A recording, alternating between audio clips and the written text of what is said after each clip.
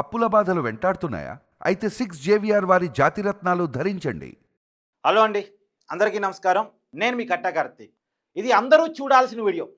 ఖచ్చితంగా ఆంధ్రప్రదేశ్ రాష్ట్రానికి సంబంధించినటువంటి ప్రతి ఒక్కళ్ళు కూడా ఈ వీడియో మొత్తం కూడా చూసేటువంటి ప్రయత్నం చేయండి. ఇది ప్రజలకు సంబంధించిన విషయం అని నేను భావిస్తా ఉన్నాను. దయచేసి ఎక్కువ మందిలోకి వెళ్ళటం కోసం లైక్ చేయండి. ఈ రోజు నుంచి ఆంధ్రప్రదేశ్ శాసనసభ సమావేశాలు స్టార్ట్ అయ్యాయి. కూటమికి సంబంధించిన 164 మంది శాసనసభ్యులు, టీడీపీ, జనసేన, బీజేపీకి సంబంధించినటువంటి ఎమ్మెల్యేలు హాజరయ్యారు. నిన్న నేను చెప్పినట్టే, అందరం ఊహించినట్టే వైసీపీకి సంబంధించినటువంటి 11 మంది ఎమ్మెల్యేలు సభకి హాజరు కాలేదు. మండలిలో ఎమ్మెల్సీలు అయితే హాజరయ్యారు, కానీ శాసనసభలో ఎమ్మెల్యేలు సభకి హాజరు కాలేదు. గతం నుంచి హాజరు కావట్లేదు, ఈరోజు ఈ సమావేశాలు కూడా హాజరు కాలేదు. ఇప్పటికే జగన్మోహన్ రెడ్డి గారు అనేక మార్లు చెప్పున్నారు, ప్రతిపక్ష హోదా ఇస్తే తప్ప మేము సభకు రాము అనేటువంటి విషయాన్ని. లేటెస్ట్గా కూడా ఆయన పెట్టే మీడియా సమావేశంలో చెప్పారు. ఒక విలేకరు అడిగితే, నేను ఇక్కడ ఎంతసేపు మాట్లాడానో అంతసేపు మైకు నాకు అక్కడ ఇస్తారా? ఇవ్వరు, కాబట్టి నేను శాసనసభకి రాలేను అని చెప్పేటువంటి విషయాన్ని చాలా కరాఖండిగా చెప్పే ప్రయత్నం చేశారు. ఈ మధ్య సజ్జల రామకృష్ణారెడ్డి గారు కూడా ప్రతిపక్ష హోదా ఇస్తే మేము అసెంబ్లీకి వస్తామని చెప్పేటువంటి మాట చెప్పారు. కానీ ఈ లాజిక్ కరెక్టా?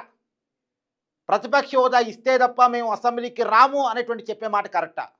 ఇప్పటికే అయ్యన్న పాత్రుడు గారు మన ఒక మీటింగ్లో చెప్పారు, నో వర్క్ నో పే. అంటే అసెంబ్లీ సభ్యుడిగా అసెంబ్లీకి రానప్పుడు మేము వాళ్ళకి శాలరీ ఇవ్వాల్సిన అవసరం లేదు అనేటువంటి విషయాన్ని అయ్యన్న పాత్రుడు గారు చెప్పారు. తర్వాత ఫస్ట్ శాలరీస్ కట్ చేస్తాం, తర్వాత ఉద్యోగాన్ని కట్ చేస్తాం.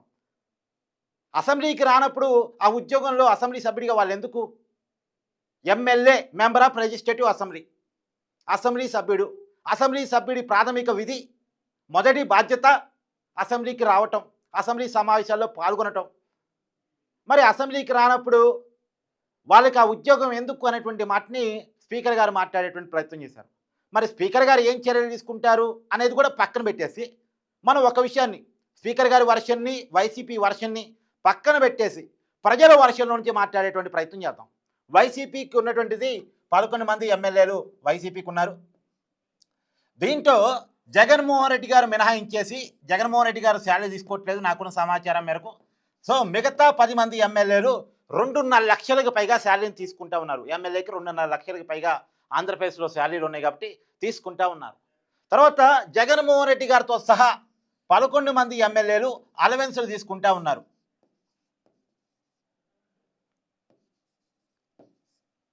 జగన్మోహన్ రెడ్డి గారితో సహా అలవెన్సులు తీసుకుంటా ఉన్నారు. జగన్మోహన్ రెడ్డి గారు తప్ప మిగతా వాళ్ళంతా శాలరీలు తీసుకుంటా ఉన్నారు. తర్వాత ఈ 11 మంది ఎమ్మెల్యేలు రాయితీని పొందుతూ ఉన్నారు. Current bill free, water bill free, వీళ్ళు తిరిగేటువంటి కాల్లో పెట్రోల్ ఫ్రీ, అన్నీ ఫ్రీ ఫ్రీ ఫ్రీ ఎమ్మెల్యేలుగా ఉన్నారు కాబట్టి వాళ్ళకి గవర్నమెంట్ ఇస్తూ ఉంది. తర్వాత ఈ 11 మంది ఎమ్మెల్యేలలో 10 మంది ఎమ్మెల్యేలకి 2+2 గన్మెన్లు ఉన్నారు. 2+2 గన్మెన్లు ఉన్నారు. సారీ, పెద్దిరెడ్డి గారికి ఇంకెక్కువ ఉన్నట్టున్నారు. జగన్మోహన్ రెడ్డి గారు ప్రతిపక్ష నాయకుడు కాకపోయినప్పటికీ కూడా మాజీ ముఖ్యమంత్రి కాబట్టి ఆయనకి Z+ కేటగిరీ సెక్యూరిటీని ఇస్తూ ఉన్నారు. ఆయన సెక్యూరిటీ ఎక్కువ. పెద్దిరెడ్డి రామచంద్రారెడ్డి గారు మాజీ మంత్రి కాబట్టి ఆయన కూడా కొంచెం ఎక్కువ సెక్యూరిటీ ఇస్తున్నట్టున్నారు. మిగతా ఎమ్మెల్యేలు అందరూ కూడా 2+2 గన్మెన్లు ఇస్తున్నారు. మిగతా వాళ్ళకి ఇంకెక్కువ ఇస్తున్నారు, జగన్మోహన్ రెడ్డి గారికి కానీ పెద్దిరెడ్డి రామచంద్రారెడ్డి గారి. తర్వాత ఈ 11 మంది ఎమ్మెల్యేలకి కూడా పిఏలు ఇస్తూ ఉన్నారు, పర్సనల్ అసిస్టెంట్, గవర్నమెంట్ జీతాలతో. ఈ గన్మెన్లకి పిఏకి గవర్నమెంటే శాలరీ పే చేస్తూ ఉంటుంది. ఎమ్మెల్యేగా ఉన్నందుకు 2 లక్షల శాలరీ, అలవెన్సులు, రాయితీలు, గన్మెన్లు, పిఏ. ఈ గన్మెన్లు, పిఏ జీతాలు గవర్నమెంట్ నుంచే చెల్లించబడతా ఉన్నాయి. గవర్నమెంట్ డబ్బులు అంటే ఎవరి? మీరు ట్యాక్స్ కట్టేయి, మీరు గవర్నమెంట్కి పన్ను రూపంలో కట్టే డబ్బులు గవర్నమెంట్ వీళ్ళకి చెల్లిస్తూ ఉంది. అన్నీ కలిపి, అన్ని రకాల రాయితీలు కలిపి, క్యాంప్ ఆఫీస్ రాయితీలు, అన్ని రకాల రాయితీలు కలిపి నెలకి ఎమ్మెల్యే మీద ఒక 10 లక్షలు ఖర్చు అయ్యాయనుకోండి. ఒక్కొక్క ఎమ్మెల్యే మీద 10 లక్షలు ఖర్చు అయ్యాయనుకోండి. మొత్తం 11 మంది ఎమ్మెల్యేలు నెలకి 1,10,00,000. జగన్మోహన్ రెడ్డి గారి కోసం పెట్టే ఖర్చు ఇంకెక్కువ, ఆయనకి కల్పించే సెక్యూరిటీ చాలా ఎక్కువ కాబట్టి. అయినా సరే సగటు ఎమ్మెల్యే ఖర్చు కింద జగన్మోహన్ రెడ్డి గారి ఖర్చును కూడా లెక్కేద్దాం. మళ్ళీ చెప్తున్నా, జగన్మోహన్ రెడ్డి గారికి ప్రభుత్వం పెట్టే ఖర్చు ఇంకెక్కువ. ఆయన ఎక్కడైనా పర్యటన పోతే ఇచ్చే సెక్యూరిటీ, ఆయనకి ఇచ్చే సెక్యూరిటీ, ఆయనకి ఇచ్చే అలవెన్సులు, ఇవన్నీ చాలా ఎక్కువ. ఆయన ఒక్క జీతమే తీసుకోవట్లేదు కానీ. సరే అవి కూడా సహజ మామూలు ఎమ్మెల్యే కింద లెక్కేసి సగటున నెలకి 10 లక్షలు అనుకుంటే నెలకి అందరి ఎమ్మెల్యేల మీద 1,10,00,000 ఖర్చు అవుతుంది. 10 లక్షలు ఇంటూ 11 మంది ఎమ్మెల్యేలు. అంటే ఇప్పటికి ఎన్ని నెలలు కూటమి అధికారంలోకి వచ్చి వైసీపీ ఎమ్మెల్యేలుగా ఎన్నుకోబడి ఎన్నాళ్ళు జీతాలు తీసుకుని అసెంబ్లీకి పోక లెక్కేయండి ఒకసారి. సంవత్సరంన్నర పైగా అవుతుంది. అంటే 18 నెలలకు పైగా అవుతుంది. ఈ 18 నెలలకు పైగా 18 కోట్లు పైగా ఖర్చు, 18 కోట్లకు పైగా ఖర్చు కనపడతా ఉంది చాలా క్లియర్గా మిత్రులారా. దగ్గర 19 కోట్లు కూడా పైన 19 కోట్ల పైన 19 కోట్ల పైన ఖర్చు. ఇప్పటి వరకు రకరకాల అలవెన్సులు, జీతాలు, రాయితీలు, గన్మెన్లు, పిఏల రూపంలో ఈ ఎమ్మెల్యేలకు అందుతూ ఉన్నాయి. ఎవరి డబ్బిది? ఎవరి డబ్బిది? అంటే ఎమ్మెల్యేలుగా జీతం కావాలి, ఎమ్మెల్యే స్టిక్కర్ కారుకు కావాలి, ఎమ్మెల్యే కాబట్టి గన్మెన్ కావాలి, ఎమ్మెల్యే కాబట్టి పిఏ కావాలి, ఎమ్మెల్యే కాబట్టి రాయితీ కావాలి, ఎమ్మెల్యే కాబట్టి సౌకర్యాలు కావాలి. కానీ ఎమ్మెల్యే కాబట్టి బాధ్యతగా అసెంబ్లీకి రాము అంటే కుదిరిద్దా? సరే, ప్రతిపక్ష హోదా కాడికి వస్తాం. ప్రజలారా, నేను ఇప్పటికే చాలా వీడియోలో చెప్పున్నాను. 2014లో కాంగ్రెస్ పార్టీ దేశంలో ఓడిపోయింది. యూపీఏ గవర్నమెంట్ పడిపోయి ఎన్డీఏ గవర్నమెంట్ అధికారంలోకి వచ్చింది. కాంగ్రెస్ పార్టీకి పార్లమెంట్లో ప్రతిపక్ష హోదా రాలేదు మిత్రులారా. వాళ్ళకి సీట్లు తక్కువ రావటం వల్ల, 10% సీట్లు రాకపోవటం వల్ల ప్రతిపక్ష హోదాని ఇవ్వలేదు లోక్సభ స్పీకర్ గారు. ఇవ్వకపోతే వాళ్ళు కోర్టుకు పోయారు. కోర్టుకు పోతే సుప్రీంకోర్టు చెప్పించారు క్లియర్గా, ఇది స్పీకర్ గారి పరిధిలో అంశం, లోక్సభ పార్లమెంటు సాంప్రదాయాలకి చట్టాలకు సంబంధించిన విషయం, స్పీకర్ గారి పరిధిలోనే డిసిషన్ జరిగింది, మేము దీంట్లో కలగ చేసుకోమని చెప్పింది. సరే, ప్రతిపక్ష హోదా ఇవ్వలేదు కాబట్టి మేము పార్లమెంటుకి రాము అని కాంగ్రెస్ వారు చెప్పలే, వెళ్ళారు. 2019 ఎన్నికల్లో కూడా మళ్ళా తిరిగి వాళ్ళ ఎన్నికలకు వెళ్ళినప్పుడు అప్పుడు కూడా వాళ్ళకి 10% సీట్లు రాలేదు మిత్రులారా. 10% సీట్లు రాలే అప్పుడు కూడా వాళ్ళకి ప్రతిపక్ష హోదా రాలేదు, ఆ హోదా అందుకోలేదు వాళ్ళు. సుదీర్ఘకాలం అధికారంలో ఉన్న కాంగ్రెస్ పార్టీ ప్రతిపక్ష హోదాకి దాదాపు 10 సంవత్సరాల దూరం అయింది మిత్రులారా, 2024 ఎన్నికల వరకు. కానీ తర్వాత రాహుల్ గాంధీ గారు జనంలోకి వెళ్ళి ఆయన జనాన్ని ఒప్పించుకొని మెప్పించుకొని మొన్న ఎన్నికల్లో 99 సీట్లు కాంగ్రెస్ పార్టీగా గెలవటం వల్ల ఆ పార్టీకి ప్రతిపక్ష హోదా ఈ సెక్షన్స్లో వచ్చింది. ఇప్పుడు రాహుల్ గాంధీ గారు పార్లమెంట్లో, లోక్సభలో ప్రతిపక్ష నాయకుడిగా ఉన్నారు. ఆ పార్టీకి ప్రతిపక్ష హోదా వచ్చింది. ఆ పార్టీ నాయకుడు రాహుల్ గాంధీ కాంగ్రెస్ ఎంపీగా ఉన్నారు. ఆయన ఉత్తరప్రదేశ్ నుంచి ఎంపీగా ప్రాతినిధ్యం వహిస్తున్నారు. ఆయన ఇప్పుడు లోక్సభలో ప్రతిపక్ష నాయకుడిగా ఉన్నారు మిత్రులారా. ఇది మన సాంప్రదాయం, మన చట్టం. నేను పార్లమెంట్ని ఎగ్జాంపుల్గా ఎందుకు చెప్తున్నా అంటే, పార్లమెంట్నేగా మనం ఆదర్శంగా తీసుకునేది, పార్లమెంట్ చట్టాలనేగా అసెంబ్లీకి అనుకరించేది. ఇప్పుడు జగన్మోహన్ రెడ్డి గారికి 2014లో ప్రతిపక్ష హోదా వచ్చింది మిత్రులారా. ఎందుకు వచ్చింది? అప్పుడు 67 అసెంబ్లీ స్థానాలు వైసీపీ గెలుచుకుంది కాబట్టి, వైసీపీ 67 అసెంబ్లీ స్థానాలు గెలుచుకుంది కాబట్టి జగన్మోహన్ రెడ్డి గారు ప్రతిపక్ష హోదాగా వచ్చింది. ప్రతిపక్ష నాయకుడిగా ఆయన గుర్తింపు పొందారు. ఆ రోజు స్పీకర్గా ఉన్నటువంటి కోడెల శివప్రసాదరావు గారు జగన్మోహన్ రెడ్డి గారికి ప్రతిపక్ష హోదాని, ప్రతిపక్ష నాయకుడిగా గుర్తింపుని భిక్షగా వేయలేదు. ప్రజలు 67 సీట్లు ఇచ్చారు కాబట్టి ఆటోమేటిక్గా వచ్చింది. 2019 ఎన్నికల్లో 151 సీటుతో వైసీపీ గెలిచింది మిత్రులారా. ఈ 151 మంది ఎమ్మెల్యేలు మా నాయకుడు జగన్మోహన్ రెడ్డి అని ఎన్నుకోవటం వల్ల వైసీపీ శాసనసభ పక్ష నాయకుడిగా ముఖ్యమంత్రి అయ్యారు జగన్మోహన్ రెడ్డి గారు. ముఖ్యమంత్రిగా గవర్నర్ గారు ప్రమాణ స్వీకారం చేయించారు జగన్మోహన్ రెడ్డి గారితో. ఇప్పుడు ముఖ్యమంత్రిగా గవర్నర్ గారు నియమించినట్ట, ఈ 151 సీట్లు ఇచ్చిన ప్రజలు నియమించినట్ట? ఇందాక 2014 ఎన్నికల్లో 67 సీట్లు ఇచ్చిన ప్రజలు జగన్మోహన్ రెడ్డి గారికి ప్రతిపక్ష హోదా ఇచ్చినట్ట, స్పీకర్ గారు ఇచ్చినట్ట? ఒక హోదా అనేటువంటిది స్పీకరో, గవర్నరో, ప్రభుత్వమో ఇవ్వరు. ప్రజాస్వామ్యాలు ప్రజలే ఇస్తారు. టెక్నికల్గా ఎమ్మెల్యేగా స్పీకర్ ప్రమాణ స్వీకారం చేపిస్తారు, ముఖ్యమంత్రిగా గవర్నర్ ప్రమాణ స్వీకారం చేపిస్తారు తప్ప రాజ్యాంగబద్ధంగా టెక్నికల్ అంశాలు తప్పవి హోదా ఏంటి అనేది డిసైడ్ చేసేది ప్రజాస్వామ్యంలో ప్రజలే. మొన్న 2024 ఎన్నికల్లో వైసీపీని కేవలం 11 సీట్లకే పరిమితం చేసి ఉన్న ముఖ్యమంత్రి సీట్ని పీకేసి ప్రతిపక్ష హోదాను కూడా ఇవ్వకుండా జగన్మోహన్ రెడ్డి గారిని పనిష్ చేసింది ప్రజలు. మిత్రులారా, ప్రజలు 11 సీట్లు ఇచ్చారు 2024లో జగన్మోహన్ రెడ్డి గారికి. ఇప్పుడు ప్రజలు ప్రతిపక్ష నాయకుడిని 2014లో చేశారు జగన్మోహన్ రెడ్డి గారిని, ముఖ్యమంత్రిని చేశారు 2019 ఎన్నికల్లో, ఏ హోదా లేకుండా చేశారు 2024 ఎన్నికల్లో. ఇప్పుడు మళ్ళా రాహుల్ గాంధీ రాగా జనంలోకి వెళ్ళి జనామోదాన్ని కనుక పొందగలిగితే 2029 ఎన్నికల్లో ప్రతిపక్ష నాయకుడు కావచ్చు, ఒకవేళ జనం ఆస్వాదిస్తే మళ్ళీ ముఖ్యమంత్రి కూడా కావచ్చు. ఒకవేళ ప్రజలు ఓటేసి గెలిపించి వైసీపీకి బ్రహ్మరథం పడితే 2019 లాగా వైసీపీకి ఎక్కువ సీట్లు ఇస్తే, నిజంగా జగన్మోహన్ రెడ్డి గారు కోరుకున్నట్టు వైనాట్ 175 ఇస్తే, వైనాట్ 175 కూడా అవసరం లేదు, 90 సీట్లు వచ్చినా ముఖ్యమంత్రి అవుతారు. మ్యాజిక్ ఫిగర్ చేరుకుంటే చాలు ముఖ్యమంత్రి అయిపోతారు జగన్మోహన్ రెడ్డి గారు. ప్రజలు ఇవ్వాలి, ప్రజలు పైన ప్రజాస్వామ్యంలో దాన్ని మనం గుర్తించాలి తప్ప నాకు ప్రతిపక్ష హోదా ఇవ్వలేదు కాబట్టి ఎవరు ఇవ్వాలి అసలు? జగన్మోహన్ రెడ్డి గారు ఎవరిని అడుగుతున్నారు? స్పీకర్ని అడుగుతున్నారా? ప్రభుత్వాన్ని అడుగుతున్నారా? గవర్నర్ని అడుగుతున్నారా? అడగాల్సింది ప్రజల్ని కదా. ప్రజలు ఇవ్వని హోదాని నాకు కావాల్సిందే అని జగన్మోహన్ రెడ్డి గారు డిమాండ్ చేయటం ఏంటి? చిన్నపిల్లవాడి కనుక నాకు చాక్లెట్ ఇస్తేనే స్కూల్కి వెళ్తాను అని మారం చేసినట్టు ఈ గొడవ చేయటం ఏంటి? మిత్రులారా, విభజిత రాష్ట్రంలో చివరి అసెంబ్లీలో జూలకంటి రంగారెడ్డి అని నల్గొండ జిల్లాకు సంబంధించిన సిపిఎం ఎమ్మెల్యే ఒకే ఒక్కళ్ళు ఉన్నారు. మిర్యాలగూడ నుంచి గెలిచారు ఆయన.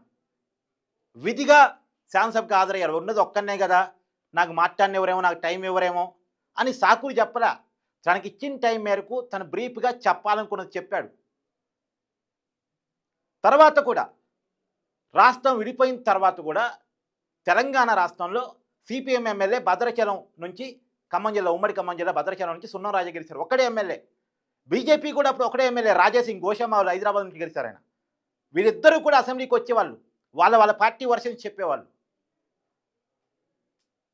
విభజిత రాష్ట్రంలో కానీ ఉమ్మడి రాష్ట్రంలో కానీ బీజేపీకి కమ్యూనిస్టులకి సీట్లు ఎప్పుడు తక్కువే ఉంటాయి. అయినా సరే వాళ్ళ బాధ్యతగా వాళ్ళు శాసనసభకు వస్తారు. మా సీట్లు తక్కువ కదా, మాకు టైం ఎంత ఇస్తారు, సగటు ఎమ్మెల్యే లేక మమ్మల్ని చూస్తారేమో, మాకు టైం తక్కువ ఇస్తారేమో. కాదు, వాళ్ళకి ఇచ్చిన టైంలో వాళ్ళు ఏం చెప్పాలనుకున్నారో చెప్తారు. నిజంగా జగన్మోహన్ రెడ్డి గారు ఈ 10 మంది ఎమ్మెల్యే టైం తానే తీసుకుని మాట్లాడమనండి, అలా మాట్లాడే అవకాశం ఉంది. జగన్మోహన్ రెడ్డి గారు చెప్పే సాకులు కరెక్ట్ కాదు. ప్రజలు ఇవ్వని హోదాని డిమాండ్ చేసి సభకు రానంటే ఏంటి? ఇది ఎక్కడ కరెక్టు? నేను మిత్రులారా, ప్రజలు మనం చైతన్యవంతం కావాలి. ప్రజలు పల్లకి మోస్తేనే వాళ్ళ నాయకులు, మనం ఓటేస్తేనే వాళ్ళ ప్రజాప్రతినిధులు. వాళ్ళు ఇలా ఎమ్మెల్యేలుగా ఉన్నారు అంటే మనం వేసిన ఓటు వల్ల, మనం గెలిపించడం వల్ల. మనం జీతాలు ఇస్తే వాళ్ళు తీసుకుంటున్నారు, మన జీతాలని మనం ఇచ్చే పొజిషన్లో ఉన్నాం, వాళ్ళు తీసుకునే పొజిషన్లో ఉన్నారు. కాబట్టి మనం డిమాండ్ చేయాలి. మనం ఓనర్సు, మనకు సేవకులు వాళ్ళు, మనం యజమానులు వాళ్ళ సేవకులు. కాబట్టి ఈ 11 మంది ఎమ్మెల్యేలకి ఏదో సినిమాలో చిరంజీవి చెప్పినట్టు పూలు పంపించండి, మొక్కలు పంపించండి, బొకేలు పంపించండి, పోస్ట్ కార్డులు పంపించండి. అయ్యా మీరు అసెంబ్లీకి వెళ్ళండి అయ్యా, మా తరఫున మాట్లాడండి అయ్యా అని చెప్పేసి పంపించండి. ప్రజలారా, నేను పోయి రోడ్డు మీద కూర్చొని ఆందోళన చేయమంటలేదు, వాళ్ళ ఇళ్ళ ముందు ధర్నాలు చేయమంటలేదు, గొడవ చేయమంటలేదు. కానీ ఒక పద్ధతిగా గాంధీగిరి అనే మన గాంధీ మహాత్ముడు చెప్పిన శాంతియుత పద్ధతుల్లో మీరు మీ ఎమ్మెల్యేలకి పోస్ట్ కార్డు రాయండి. అయ్యా జీతం తీసుకుంటున్నావు, అసెంబ్లీకి వెళ్ళు. అయ్యా గన్మెన్లు ఉన్నారు నీకు, అసెంబ్లీకి వెళ్ళు, గన్మెన్లు కూడా జీతం నేనే పే చేస్తున్నా. అయ్యా నీకు పిఏ ఉన్నాడు, ఆ పిఏకి జీతం నేనే పే చేస్తున్నా, అసెంబ్లీకి వెళ్ళు. నీకు నేను జీతం ఇస్తున్నా, నువ్వు నాకు సర్వీస్ చేయి, నా తరపున పోయి అసెంబ్లీలో మాట్లాడు. అడగండి మిత్రులారా. ఇప్పుడు ఒక వ్యక్తి అసెంబ్లీకి పోకపోవటం వేరు, పార్టీ అసెంబ్లీకి పోకపోవటం వేరు. ఈ 10 మంది ఎమ్మెల్యేలో ఎవరైనా తిరగబడి పార్టీ నిబంధనలని పేరు చెప్పి నన్ను అసెంబ్లీకి పోనివ్వట్లేదని జగన్మోహన్ రెడ్డి గారి మీద ఫిర్యాదు చేస్తే సభా హక్కుల ఉల్లంఘన కింద చర్యలు తీసుకునేటువంటి అధికారం స్పీకర్ గారికి ఉంటుంది. ఎమ్మెల్యేలు కూడా మేల్కోవాలి. చాలామంది కొత్త ఎమ్మెల్యేలు ఉన్నారు, వాళ్ళకి అసెంబ్లీకి పోవాలని ఉంది, నాకు తెలుసు ఆ విషయం. చాలామంది ఎమ్మెల్యేలకు అసెంబ్లీకి పోవాలని ఉంది. ఎందుకంటే ఎమ్మెల్యే అనేది చిన్న విషయం కాదు. లక్షలాది మంది ఓట్లను పొంది వాళ్ళ మనసులు గెలుపొంది వాళ్ళ ద్వారా ఓట్లు వేయించుకొని రకరకాల ఫస్ట్ టికెట్ తెచ్చుకోవాలి, ప్రజలు మెప్పించుకోవాలి, పోల్ మేనేజ్మెంట్ చేసుకోవాలి, ఓట్లు వేసుకోవాలి, ప్రత్యర్థుల రాజకీయాలు తట్టుకొని నిలబడి గెలవాలి. గెలిచి ఎమ్మెల్యే అయిన తర్వాత రాష్ట్రం మొత్తం అన్ని ఛానల్స్ లైవ్ ఇస్తూ ఉంటుంది. ముఖ్యమంత్రి గారు అక్కడి నుంచే మాట్లాడుతూ ఉంటారు, చట్టాలు అక్కడి నుంచే వస్తూ ఉంటాయి, రాష్ట్రానికి సంబంధించిన ప్రతి నిర్ణయం అక్కడి నుంచే జరుగుతూ ఉంటుంది. అలాంటి చోట ఉండాలి. నా నిజవర్గం గురించి, నా ప్రజల గురించి, నా వర్గం గురించి, తాడిత పీడిత దళిత వర్గాల గురించి, బడుగు బలహీన వర్గాల గురించి నేను అక్కడ మైకి పట్టుకొని మాట్లాడాలి, రాష్ట్రం మొత్తం నన్ను చూడాలి అని ఏ ఎమ్మెల్యేకైనా కోరుకుంటుంది. ఏ ఎమ్మెల్యేకైనా కోరుకుంటుంది. ఎక్కడి నుంచి అయితే మన తరతరాల నాయకులు పరిపాలించారో ప్రతి నాయకుడికి ఒక ఇన్స్పిరేషన్ అయిన నాయకుడు ఇంకోరు ఉంటారు. వైసీపీకి సంబంధించిన వాళ్ళకి డాక్టర్ వైఎస్ రాజశేఖర రెడ్డి కావచ్చు, టీడీపీకి సంబంధించిన వాళ్ళకి డాక్టర్ ఎన్టీఆర్ కావచ్చు, మంచి ఆదర్శాలు ఉండే వాళ్ళకి పొచ్చిరపల్లి సుందరయ్య గారు కావచ్చు, బీజేపీకి సంబంధించిన వాళ్ళకి వెంకయ్యనాయుడు కావచ్చు. వాళ్ళంతా ఎక్కడి నుంచి మాట్లాడారో అలాంటి వేదిక మీదకి మేము కూడా వెళ్ళి ఎమ్మెల్యేలం కాబట్టి మా నియోజకవర్గాల తరపున, మా ప్రజల తరపున మా సమస్యలని మేము అక్కడ లేవనెత్తాలి అని ఏ ఎమ్మెల్యేకైనా ఉంటుంది. ఆ ఎమ్మెల్యేలు మా హక్కులు కాలరాయబడుతున్నాయి అని ఫిర్యాదు కనుక చేస్తే ఖచ్చితంగా స్పీకర్ గారి చర్య తీసుకునే అవకాశం ఉంటుంది. మిత్రులారా, ఇది చిన్న విషయంగా వదిలేస్తే మన్ని మనం మోసం చేసుకున్నట్టు అవుతుంది. కాబట్టి ఇప్పుడు నేను తెలంగాణలో ఒక విషయం జరిగింది. కడియం శ్రీహరి ఉమ్మడి వరంగల్ జిల్లా స్టేషన్ కనపూర్ నియోజకవర్గం, ఉమ్మడి రాష్ట్రం నుంచి నాయకుడు, చాలా సీనియర్ మోస్ట్ నాయకుడు, మంత్రిగా కూడా పనిచేశారు. ఆయన కాంగ్రెస్ పార్టీలోకి వెళ్ళలేదు, వెళ్ళారా అనే కన్ఫ్యూజన్లో ఆయన కొనసాగుతూ ఉన్నారు. ఎందుకంటే వాళ్ళ మీద అనర్థ వేటు పిటిషన్లోనే వాళ్ళ పదవులు పోయే అవకాశం ఉంది. కాబట్టి పార్టీ మారాడు, కానీ మారాడు అని చెప్పుకోవడానికి ఇబ్బందికరంగా ఉన్నాడు. వాళ్ళ కూతురు కాంగ్రెస్ పార్టీ నుంచి లోక్సభ సభ్యులుగా ఉన్నారు. మారాను అని చెప్పుకోలేడు, మారలేడు అని చెప్పుకోలేడు. అందుకని అక్కడ నియోజకవర్గంలో ఉన్న ఒక మహిళ ఒక లేఖ రాసింది పోస్ట్ కార్డు ద్వారా. నువ్వు బీఆర్ఎస్ పార్టీ అనుకొని నేను గెలిపించాను, నువ్వు పార్టీ మారావు కాబట్టి నీకు ఆ పదవిలో ఉండే అర్హత లేదు, నేను ఓటర్గా అడుగుతాను, నీకు ఓటేసిన ఓటర్గా అడుగుతాను, నువ్వు పదవికి రాజీనామా చేయి అని ఒక మహిళ లేఖ రాసింది. ఆ చైతన్యం మనకు కావాలి, ఆ మహిళలో ఉన్న చైతన్యం మనకు కావాలి. ఆంధ్రప్రదేశ్లో లేఖ రాయలేరా? చైతన్యం లేదా? జీతాలు ఇస్తున్నప్పుడు, వాళ్ళకి అన్ని రకాల రాయితీలు ఇస్తున్నప్పుడు, మన తరఫున అసెంబ్లీకి పోనప్పుడు, బాధ్యత లేకుండా ప్రవర్తిస్తున్నప్పుడు బాధ్యతను గుర్తు చేయాల్సిన అవసరం మనకి లేదా? ప్రజలు ఆలోచించండి. నేను ఇక్కడ పార్టీ పరంగా చెప్పట్ల, వైసీపీ కార్యకర్తలకు కూడా చెప్తున్నాను. మీరు భుజాన మోయబట్టే, మీరు జెండాలు మోయబట్టే, మీరు ప్రచారం చేయబట్టే, మీరు ఓట్లు వేయించబట్టే, మీరు పోలింగ్ మేనేజ్మెంట్ చేయబట్టే, మీ రాజకీయ ప్రత్యర్థుల దాడుల నుంచి మిమ్మల్ని మీరు కాపాడుకుంటూ, మీరు అవసరం వాళ్ళ మీద ఏదో చేస్తూ రకరకాల ప్రయత్నాల నుంచి మీరు గెలిపించబట్టే వాళ్ళు ఎమ్మెల్యేలు అయ్యారు. మీరు గెలిపించబట్టే, మీరు భుజాన మోయబట్టే వాళ్ళు ఎమ్మెల్యేలు అయ్యారు. ఇవాళ మీ తరపున ఉన్నటువంటి ఎమ్మెల్యే అసెంబ్లీకి పోనప్పుడు ప్రశ్నించాల్సిన బాధ్యత మీ మీద కూడా ఉంటుంది. సగటు వైసీపీ కార్యకర్తలు కూడా ఆలోచించాలి. ఎంతసేపటికి అనొచ్చు, కొంతమంది కామెంట్ పెడతారు ఇప్పుడు. ఎందుకంటే గతంలో జగన్మోహన్ రెడ్డి గారు స్టేట్మెంట్ చేశారు కదా, చంద్రబాబు నాయుడు గారు ఆ రోజు ఏడ్చుకుంటూ బయటకు వచ్చేసాడు కదా, అసెంబ్లీకి పోలేదు కదా అని. కానీ చంద్రబాబు నాయుడు గారు ఆ రోజు అతని కుటుంబాన్నో అతని వ్యక్తిత్వాన్నో కించపరిస్తే శాసనసభ నుంచి బయటకు వచ్చారు. కానీ ఆ పరిస్థితుల్లో కూడా తను ఒక్కడే బైకాట్ చేశాడు తప్ప ఆ పార్టీకి సంబంధించిన ఎమ్మెల్యేని అసెంబ్లీకి పొమ్మన్నాడు. ఆ పార్టీకి సంబంధించిన ఎమ్మెల్యేలు అసెంబ్లీకి పోయారు. అచ్చెన్నాయుడు, గోరంట్ల బుచ్చయ్య చౌదరి వీళ్ళంతా పోయారు. పయ్యావుల కేసు, ఆ పార్టీకి ఉన్న ఎమ్మెల్యేలంతా పోయారు, అసెంబ్లీకి చివరిదాకా ఉన్నారు, కొట్టాడారు. అలాగా ఇప్పుడు ఒక జగన్మోహన్ రెడ్డి గారు పోకపోతే నేను మాట్లాడకపోదును.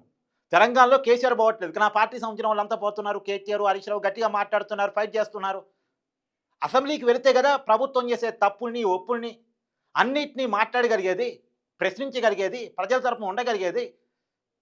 కాబట్టి మీరే చైతన్యవంతం కావాలి, మీరు అడగాలి, మీరు నిలదీయాలి, మీరు ప్రశ్నించాలి.